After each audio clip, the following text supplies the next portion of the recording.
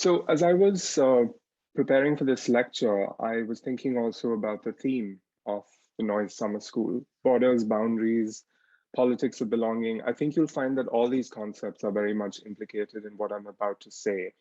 And certainly I bring a feminist and queer perspective to pretty much everything I do and think about.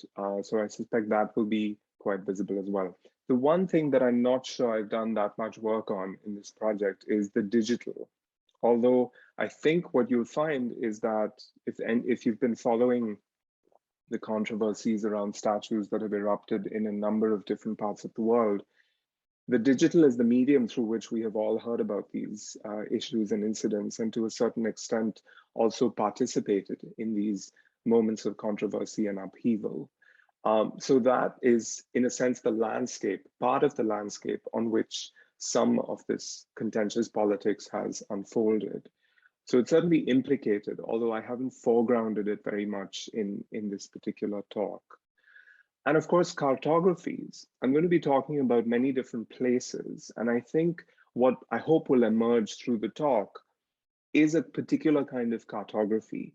My cartography here is sort of a map of the former British Empire, which is held together, I think, by a set of continuing preoccupations around questions of race and caste. Of course, that's not the only cartography that is implicated in these conversations about controversial statues, but it seems to be the one that I have most been drawn to, perhaps because of aspects of my own biography, my own politics of location, and I'm happy to talk about all of that. So even if it will take time to decide what to do with them, the era of colonial statues may be over. I know that's a very bold statement and I may live to regret it, but bear with me here. Following the murder on 25th May 2020 of George Floyd, Black Lives Matter activists took to the streets all over the world to protest this latest in a long line of extrajudicial executions of Black people at the hands of the police. Statues of figures associated with colonialism and slavery, which suffuse the built environment of the Western world, have provided targets for their anger. In the US, protesters attacked statues of Robert E. Lee, Jefferson Davis, and other soldiers and politicians from the Confederate States. Christopher Columbus, as well as of politicians still within living memory, have not been spared. By mid-June, this is 2020, 22 cities had removed or approved the removal of Confederate monuments, and polls revealed that for the first time ever, a majority of Americans support removing Confederate statues from public spaces. In the UK, after years of agitation and negotiation of the statue that honored the slave trader Edward Colston as a virtuous and wise son of Bristol, these are the words that used to be on the plinth, BLM protesters took matters into their own hands. To the cheers of a crowd of several hundreds, they tore down the statue and threw it into the harbor. In Oxford, Oriel College at the University of Oxford finally accepted a core demand of the Rhodes Must Fall movement by agreeing to take down the statue of the arch-imperialist Cecil Rhodes that adorns its facade on the High Street. And the Oxford movement was itself inspired by the earlier contention around the statue of Cecil Rhodes at the University of Cape Town, which many have written about, including, I think, Rosemary, who might be on this call. Of course, the Rhodes statue has not yet been taken down, and there is a very interesting politics around why it hasn't been taken down, which involves donors, the English heritage industry, and so on. And this is an ongoing conversation. In London, statues of Robert Milligan, Thomas Guy, and Robert Clayton, all of whom profited from the slave trade, were removed or slated for removal. Anti-racism protesters have several other statues in their sites. You should log on to a website called Topple the Racists, which provides a kind of crowdsourced map of statues of figures associated with colonialism and slavery to get a sense of the number of statues involved in these conversations. This isn't just about statues, it's also about road names and place names. One of the streets very close to where I used to live in London is currently undergoing a process of consultation to be renamed.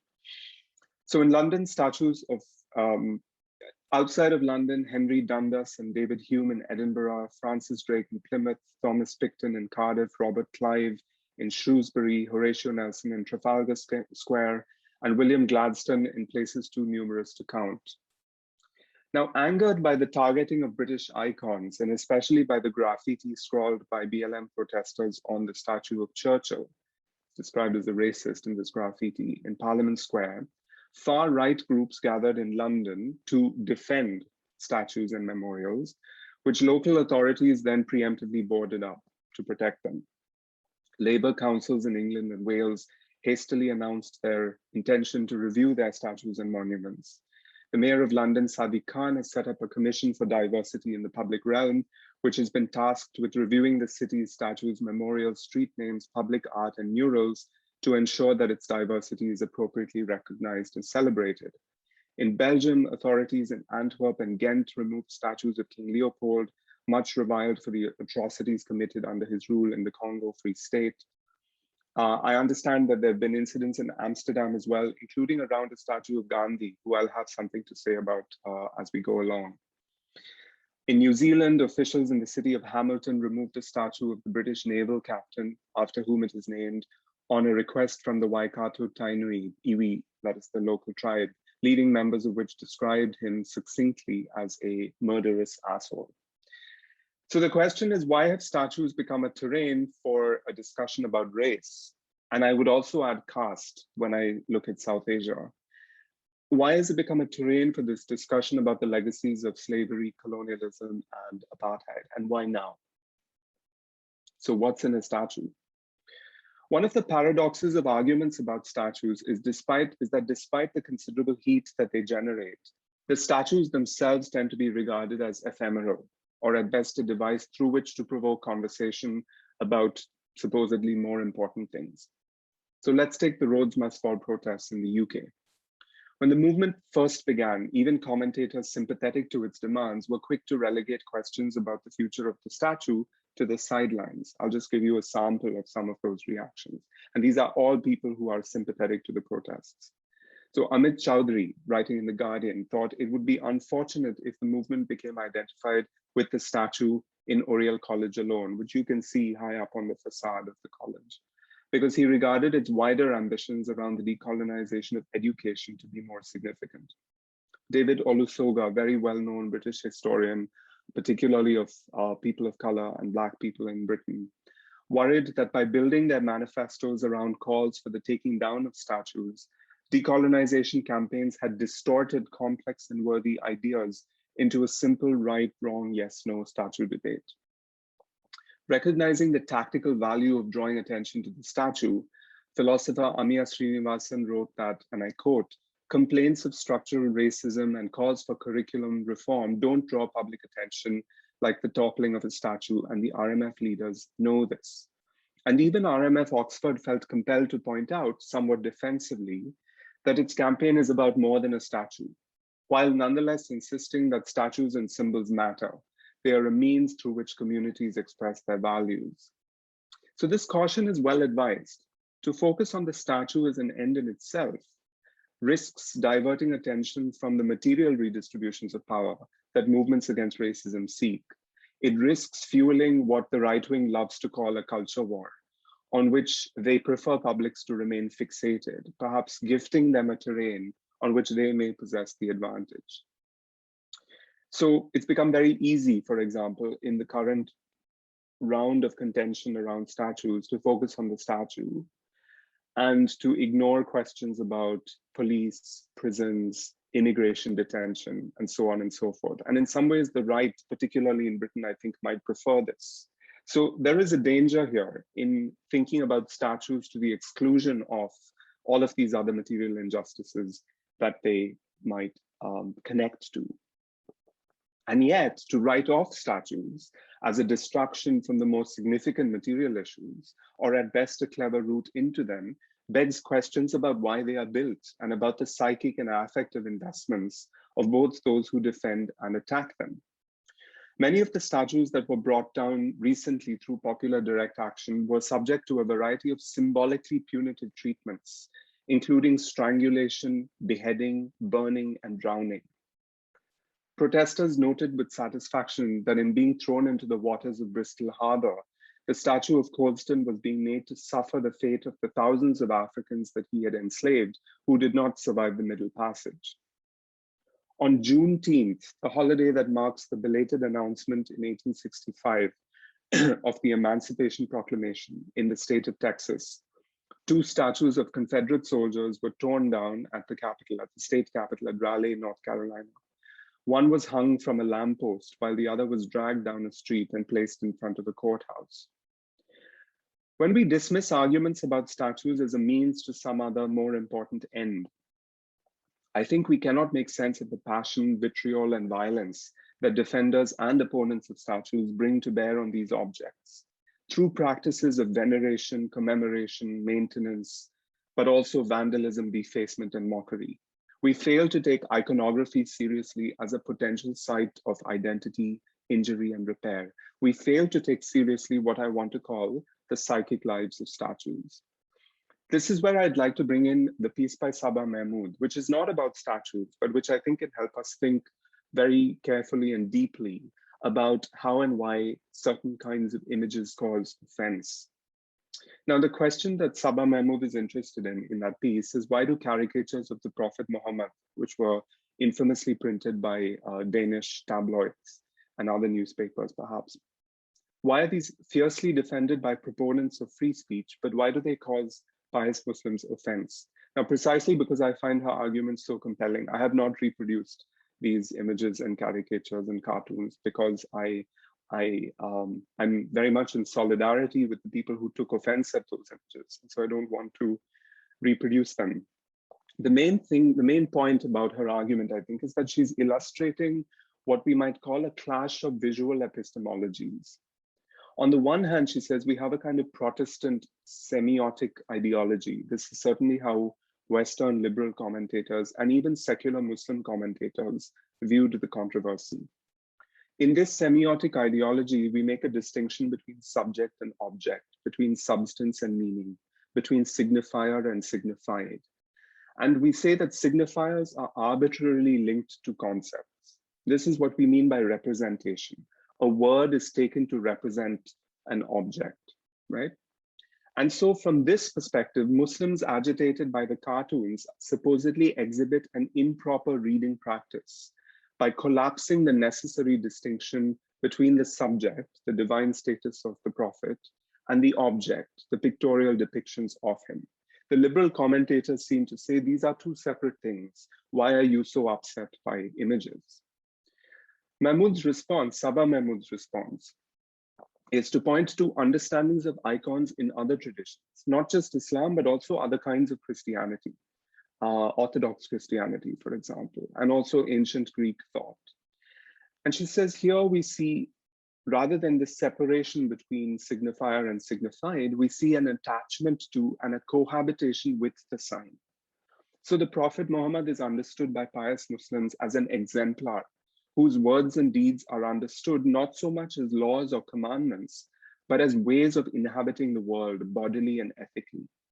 And so the task is not just to obey a commandment or a distant law, so much as to try to emulate the Prophet himself. So the feeling of violation is not that a law has been transgressed, but from the perception that one's very being, which is grounded in this relationship of dependency with the Prophet, has been shaken. This is why the insult to the Prophet is taken so deeply as an assault on the body, because there isn't a separation between signifier and signified. Instead, there is an attachment to and a cohabitation with the very thing that has been insulted. Mahmood relies here on the visual, I don't know what to call him exactly. W.J.T. Mitchell writes about an extraordinary array of things, but in particular is a theorist of the visual. And the question that he asks in this wonderful book called What Do Pictures Want? Or What Do Images Want, maybe? The question he asks is, why do people have, and he's using the word strange here provocatively, because actually he doesn't think it's strange. He's trying to understand this.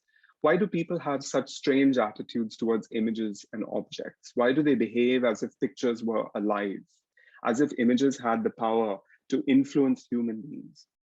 And then he says, look, magical attitudes towards images are just as powerful in the modern world. And I think we can see that from the way people react to statues. They're just as powerful in the modern world as they were in the so-called ages of faith. So Mitchell is in an interesting way complementing Sabah Mahmood, because he's saying this is not really a divide between the secular and the faithful. In fact, both sides seem to think that visuals and objects and images and statues have a kind of magical power. And the way that Mitchell tries to get us to think about this is to say this is a question of desire rather than meaning or power. By desire, he means not just the desires that we project onto images and statues, but almost counterintuitively, the desire that statues themselves may have. He says, I don't think statues have desires, but I think we speak and talk and behave as if statues have desires. And that is the interesting phenomenon that needs investigation and unpacking and understanding. So what do I make of this? I'm not sure yet. And in a sense, this is what my project is hoping to explore. But for now, I would say that in many ways, it's the very publicness of statues that makes them available for psychosocial investments, projection of desire, etc. You know, we often describe statues as phallic objects, right? And I think we do this for reasons that go beyond obvious considerations of their shape or the fact that they disproportionately depict men. Typically built to endure, a statue is a bid for immortality. And placed at the center of the agora, the public square, statues demand attention. Where virtually every other medium of visual representation, think here of a book, a film, a play, or a painting, all of these things require an approach from the reader or viewer. You have to pick up the book. You have to go to the cinema. You have to go to the theater. You have to go to the gallery. But statues are not like that. Statues do not need our consent to thrust themselves upon us. At the same time, like the phallus, statues are vulnerable, typically standing alone, unguarded, and exposed in the public square. So there are these very peculiar things. They're simultaneously aggressive and insecure. And I think this lends themselves to becoming lightning rods for public discontent. This vulnerability makes statues available for popular reinscription and challenge in a way that other terrains of history are not. A well-placed piece of graffiti was a racist, like a Me Too tweet, can sometimes dislodge the weight of received wisdom more effectively than the most painstaking and intrepid scholarship. But even as we attend to the psychic attachments and investments of statues, we cannot lose sight of their material reference. Statues of historical figures with complex and unsavory pasts surround us. You just have to walk through London and you see them every few feet, right? Yet only a tiny, or Amsterdam, or Brussels, or Paris, or wherever. Yet only a tiny minority attract attention, let alone controversy. Statues leap into significance only when someone is able to tell a persuasive story, connecting them to some pressing contemporary material concern, an instance of violence, the institutional racism of police, healthcare, universities, or something else. So far from simply inverting the conventionally posited relationship between the material and the symbolic, I think a theory of statues could tell us something useful about when and why statues begin to mean something to the public. For this to happen, for us to have such a useful theory, we have to be attentive to the traffic between the material and the symbolic. So I'm not just trying to say the material is more important than the symbolic, or the symbolic is more important than the material. I'm trying to get us to think about the two-way relationship between these things. So the next section of my talk is called What Time or What Times Do Statues Tell? I think statues live in at least 4 times. Maybe they live in more times, but I can think of 4. The time of the events and historical figures that they represent, the time in which they're built, the time in which they're viewed, and the futures that we might imagine them to have. And I think it's the political and social disjunctures between these times that can account for why, when, and for whom statues become controversial. So in 2016, the Southern Poverty Law Center, which is a group that monitors hate crime and extremism in the US, identified 1,503 public spaces that bear Confederate place names and symbols. They're constantly updating their database, so that number may have increased by now. While these memorials commemorate the events of the US Civil War, which took place between 1861 and 65, the overwhelming majority of them were constructed later in two waves. First, in the early decades of the 20th century, when Southern US states were enacting Jim Crow laws to disenfranchise newly liberated African Americans and to resegregate public space. And second, in the 1950s and 60s, when judicially mandated desegregation and civil rights provoked a white supremacist backlash. So the 50s and 60s are the era when the Supreme Court is ruling in cases like Brown versus Board of Education to desegregate public schools. And then you have a white supremacist backlash, most significantly by groups like the Ku Klux Klan, and you get a wave of statue building in that moment as part of this supremacist backlash. Now, this Jim Crow phenomenon of the early 20th century was an attempt to preempt the formation of alliances between poor whites and poor blacks against rich Southern white planters. The passing of laws that privileged whites, including poor whites, effectively dispersed what W.E.B. Du Bois has famously called the public and psychological wage of whiteness, the wages of whiteness, right? This is a public and psychological boost that drew poor whites into a racial alliance with rich whites without changing their class position, right? And this prevented the formation of class alliances between poor whites and poor blacks. The construction of memorials to the Confederacy was an integral part of this project. So far from attesting to the decisive defeat of the Southern attempt to preserve slavery by seceding from the Union, they offer Southern whites a false and comforting view of the Civil War as a noble lost cause. Recalling when and why Confederate statues were built belies the claim that statues remind us of our history, and conversely, that removing them risks erasing or forgetting that history. So this is a response to the common argument that removing statues erases history. And what this argument is saying is, actually, the statues were not built to faithfully record history. They were built as part of a kind of propaganda, as a way of conveying a certain image, of building certain alliances. And so to draw attention to why they were built 50 and 100 years after the events they commemorate can be a very useful way into puncturing this view that the statue is a faithful testament to history. But controversies over Confederate statues might present an easy case for the testing of our moral intuitions, easy epistemologically, not politically. It's very difficult to bring them down. But they're an easy case epistemologically because the meaning of the statues has remained the same through all of these moments in time for both white supremacists and anti-racism activists. Much more complicated, I think, are those instances in which the meaning attributed to a historical figure has changed over time.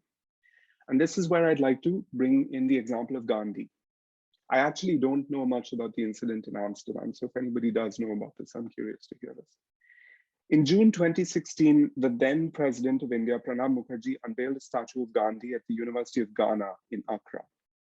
Almost immediately, angry articles appeared in the local press, denouncing the statue and demanding its removal. An online petition made three arguments against the statue. First, it claimed that Gandhi was a racist.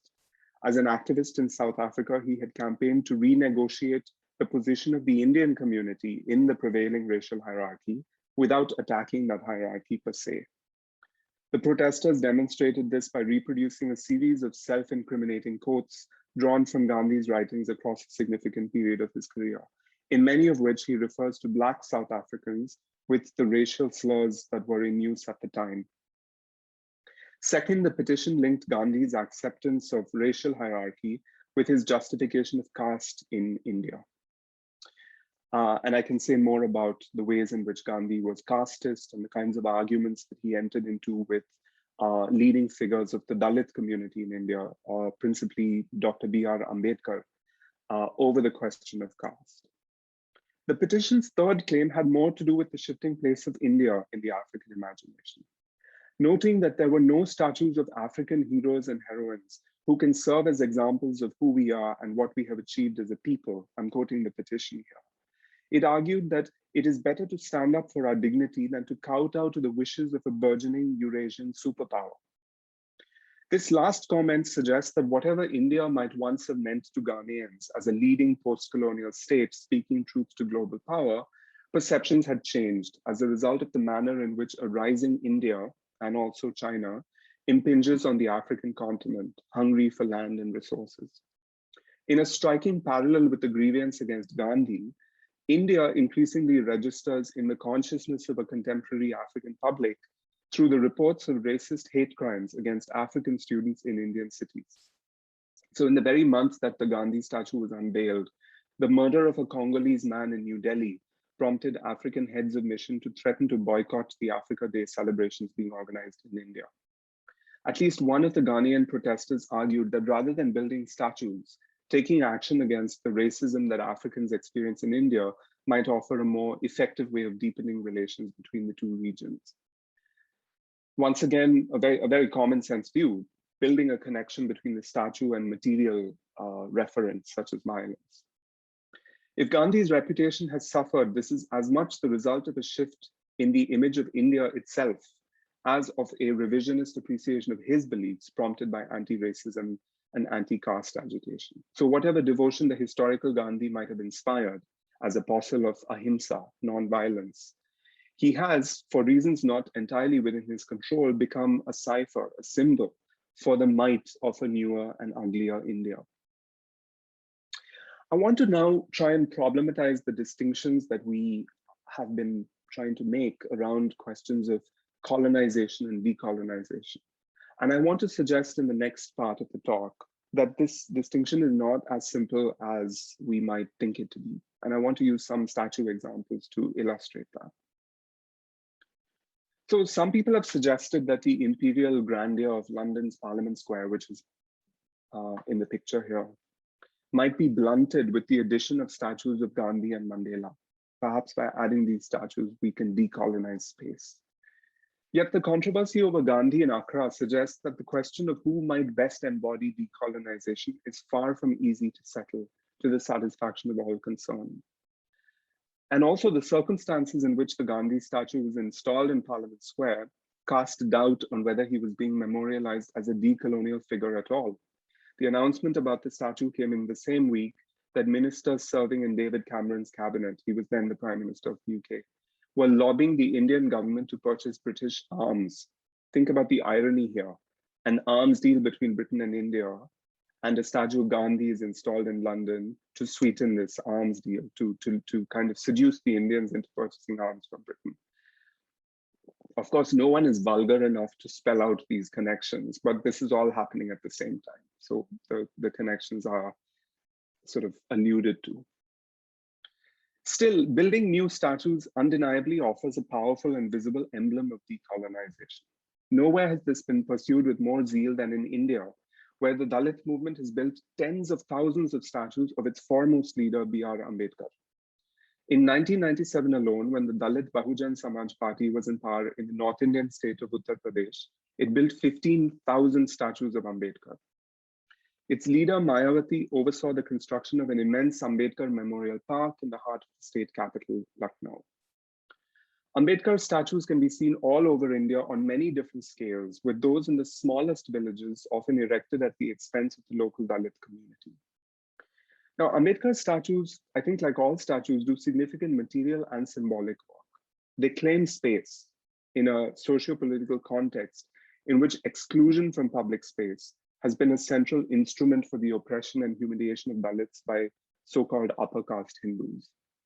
At the same time, they are powerful symbols of Dalit dignity and pride, celebrating a community icon while forcefully reminding a broader public of the debt that they owe him, thanks to his role as chair of the drafting committee of the Indian Constitution. So one thing to note here is that this figure, Ambedkar, was the chairperson, one of the first Dalits to obtain a PhD, a leading educationist and visionary, a lawyer, a constitutional agitator, and also ended up being the chairperson of the drafting committee of the Indian Constitution. So the book that he's pictured holding is the Constitution of India, and all of the Ambedkar statues contain this kind of symbolism of him holding the book.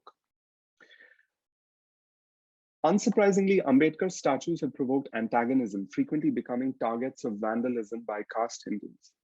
Some local authorities, claiming to be anxious about their inability to prevent such incidents, have taken the extraordinary measure of permanently locking up Ambedkar statues in cages.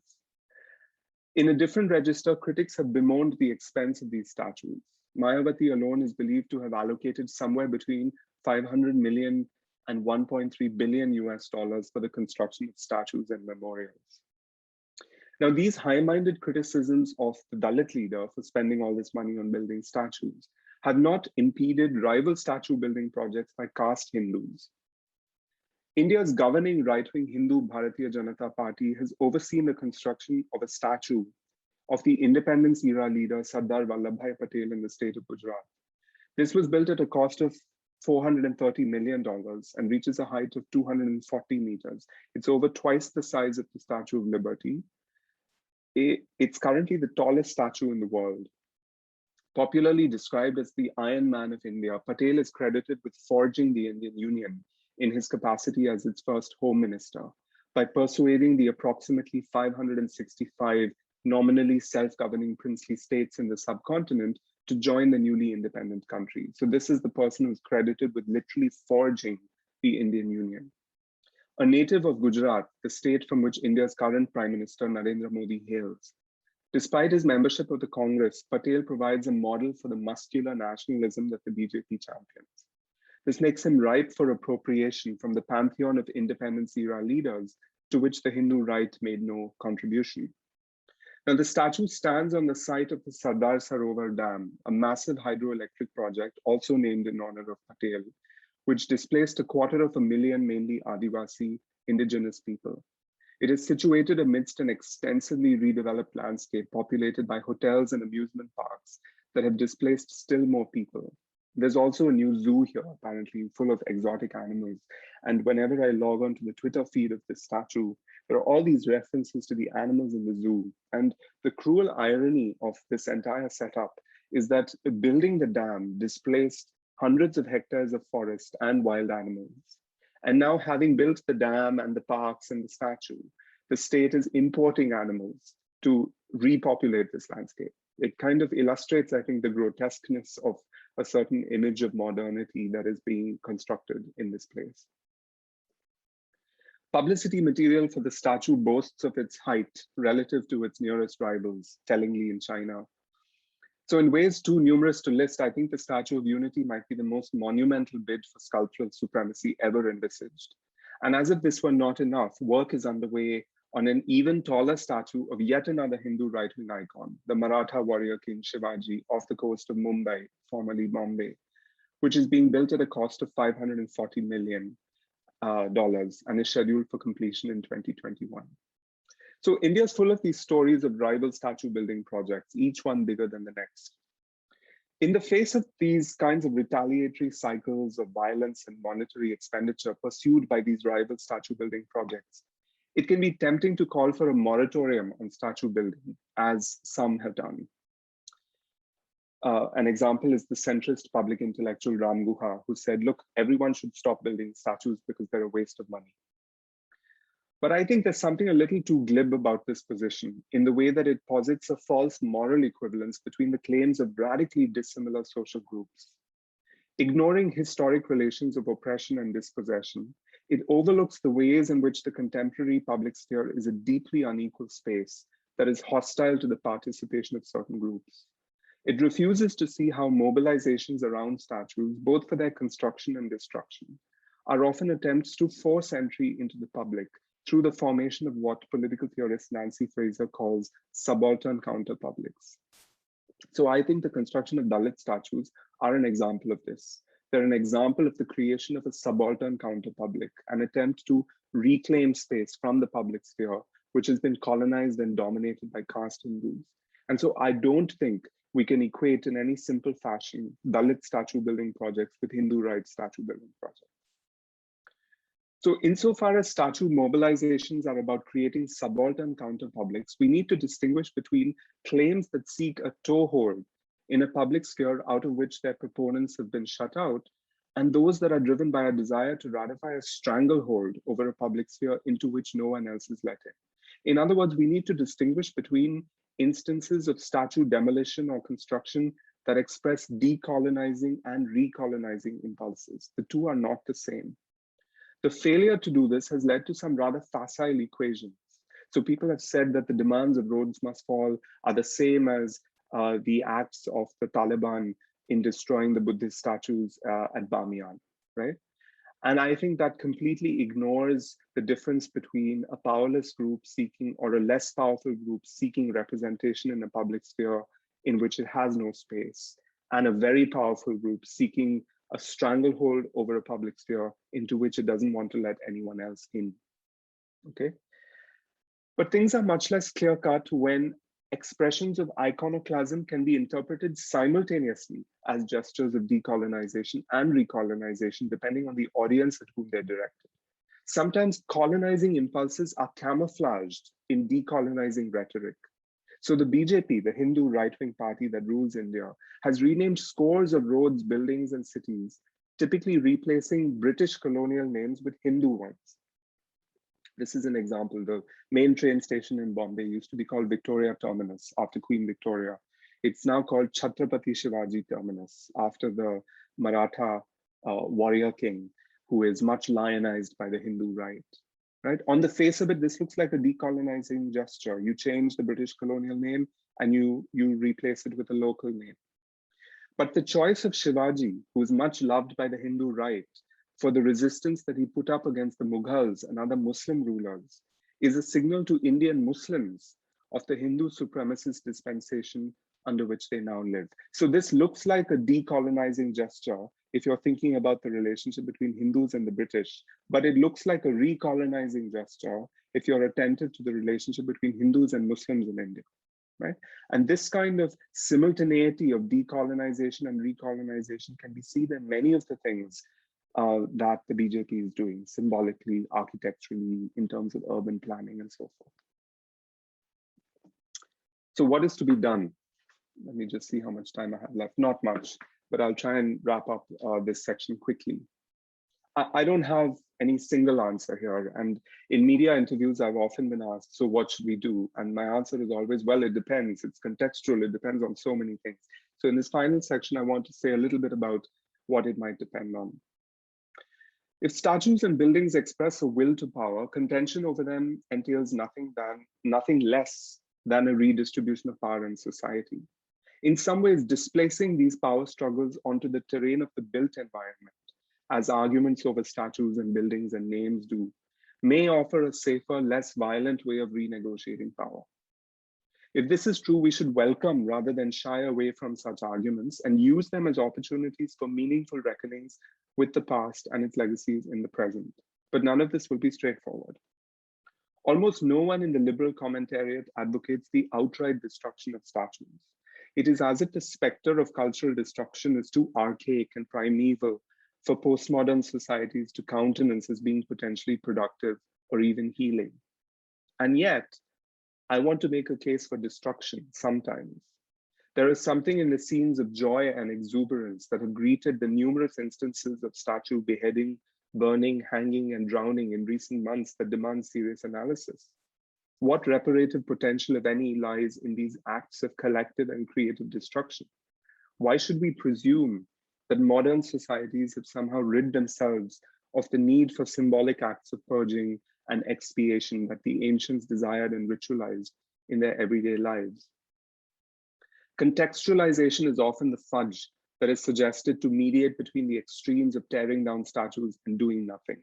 So very often people would say, put up a plaque, give it some context. But the prospects for contextualization are constrained by considerations of aesthetics and citing. The insertion of information providing context for a historical figure or event may do little to disrupt the impact of a commemorative artifact, because the aesthetics of celebration are very different from those of critique. So think of all those images of statues high up on these monumental pedestals. What aesthetic impact is a little plaque going to have placed on the bottom of that pedestal? Yeah. Citing matters too. Placed atop a state building or in the middle of a public square, symbols do more than simply remind people of history. They make a claim to represent the community. So this is particularly important when you think of how public buildings are named, state buildings. When they reference the oppression of one part of the community by another, they reiterate acts of domination. and reinscribe historical wounds, tearing apart what they might otherwise make whole. If what is called for is redress, some artists have done this quite literally by redressing statues in ways that transform their aesthetic impact. So the British artist Hugh Locke is sort of playing with the meaning of the word redress. Redress as recompense, redress as literally redressing the statue. And he does this in a series called Natives and Colonials. He indulges in what he calls mindful vandalism by painting on photographs of statues. So his original intention was to paint on the statues themselves, but for various reasons that has not happened. Although protesters do this, right? In doing so, Locke desacralizes statues by stripping them of the connotations of purity associated, especially with white marble, for example, reminding us also that the statues may originally have looked quite different. In a more interventionary series titled Patriots, he dresses statues of figures such as George Washington, Alexander Hamilton, and Christopher Columbus by attaching chains, beads, medals, coins, cowries, talismans, ribbons, and other objects to photographs of the statues. Some of these objects tell a story about the involvement of the figure immortalized in the statue in sordid histories of exploitation and brutality. So the metal figures of enslaved people hanging from the slaveholder Washington, for example. The intervention is both a dressing up to the point of parody and a takedown, mocking the kind of sanitized legacy of each of these figures. Sometimes parody will not do because the history that a statue references is too egregious or its wounds are too fresh for satire and ridicule to soothe the pain that it occasions. We're often told that museums might offer a safer space for such statues, in which they might be contemplated in their full complexity. But curators often bristle at the way museums are invoked in this discussion, as if they were readily available dumping grounds for the nation's unwanted monuments. The concerns are sometimes pragmatic: space, money, right? Where will we put all this stuff? As much as intellectual and political. How would all of this fit with existing curatorial visions? The most promising ventures here seem to be museums and sculpture parks that have been designed expressly for the purpose of housing politically sensitive artifacts. The best example I can think of is Spandau Citadel in Berlin, which is intended to be a kind of space for monuments in Berlin that the city no longer wants to exhibit publicly. It's a really interesting example of how to deal with unwanted heritage without destroying it. But what would prevent museums from becoming new rallying points for conflict between reactionary devotees of fallen heroes and their antagonists? And this is a real fear. Remember those scenes from Charlottesville, Virginia, in the middle of the Trump presidency, when the statues became rallying points for the alt-right, right? So the mere removal of the statue and placement somewhere else does not, I think, eliminate that threat. And we've got to think about museums themselves. It bears recalling that museums are themselves thoroughly colonial institutions, hoarding the spoils of colonial plunder, underrepresenting Black and ethnic minority art, and themselves in need of detoxification. If representation is what is at stake in controversies over statues, how can we do justice to those who find themselves unrepresented in the public sphere? Who or what will fill the empty plinths vacated by our current statues? Who will decide and how? And if, as seems to be increasingly apparent, if we live in an era of fallism, right? I'm using this from the movement Roads Must Fall. If we live in an era of fallism when every icon must sooner or later fall from grace, how enduring are these decisions likely to be? In a series called Redefining the Power, the Angolan artist Kiluanji Kiahenda photographs ordinary people, his friends, standing on the vacated plinths of his country's colonial and Marxist monuments. Henda sees the monuments as clandestine citizens with expired visas, who have outlived their welcome and should perhaps be deported to their places of origin after paying a fine for illegal permanence. He's talking about the statues as unwanted immigrants here. Or he suggests they might be exchanged for objects of stolen African art currently displayed in Western museums. In the meanwhile, he reclaims them by having his friends climb onto the pedestals to enliven and infuse them with their own passions and preoccupations. And finally, there are some things that statues cannot do. How do we represent the unrepresentable, the exterminated, the disappeared, the enslaved, the subaltern, the ones who leave no trace? Might it be necessary to give up the fiction of faithful representation? So to give up on this semiotic ideology that Sabah Mahmood talks about, because sometimes there is no signifier that can do justice to the things that we want signified. Can we find adequate forms of recognition that do not rely on embodied representation? There are some exemplary attempts to grapple with this problem. One thinks of the Holocaust Memorial in Berlin, the National Memorial for Peace and Justice in Montgomery, Alabama. It's sometimes called the Lynching Museum, and you can see from this image why it is called that. And the Parque de la Memoria in Buenos Aires, which tells the history of the disappearances in Argentina in this very counterintuitive fashion through a series of almost like traffic signals that tell the history of the country. You don't know what it is till you come up very close, and suddenly you're shocked into realization that you're looking at a historical tableau. So finally, I know I've gone over time, but one thing I want to end with is this question that I've been asked in many media interviews that I've done about controversial statues, right? So the interlocutor typically asks me, where does this end, right?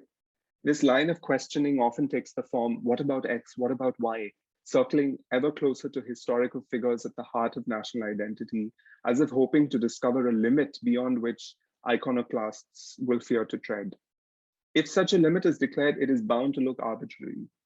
So even before his commission for diversity in the public realm has gotten off the ground, London Mayor Sadiq Khan has, I think, fallen into this trap by appearing to declare when pushed in interviews that he would not contemplate taking down statues of figures like Churchill, Gandhi, or Malcolm X. But how has he decided on this limit? The problem is not declaring a limit risks a different kind of trap, one in which the iconoclast is portrayed as an ISIS-like nihilist. But perhaps this is a trap worth falling into. If arguments about statues of historical figures are actually arguments about the present, then a radical anti-racism should not reassure its critics that the core of national identity will escape unscathed, because it is exactly that core of national identity that we want to attack and change and challenge. So one answer to the question, where does this end, might be quite simply, it doesn't. It doesn't end, or it doesn't end until we have a new world.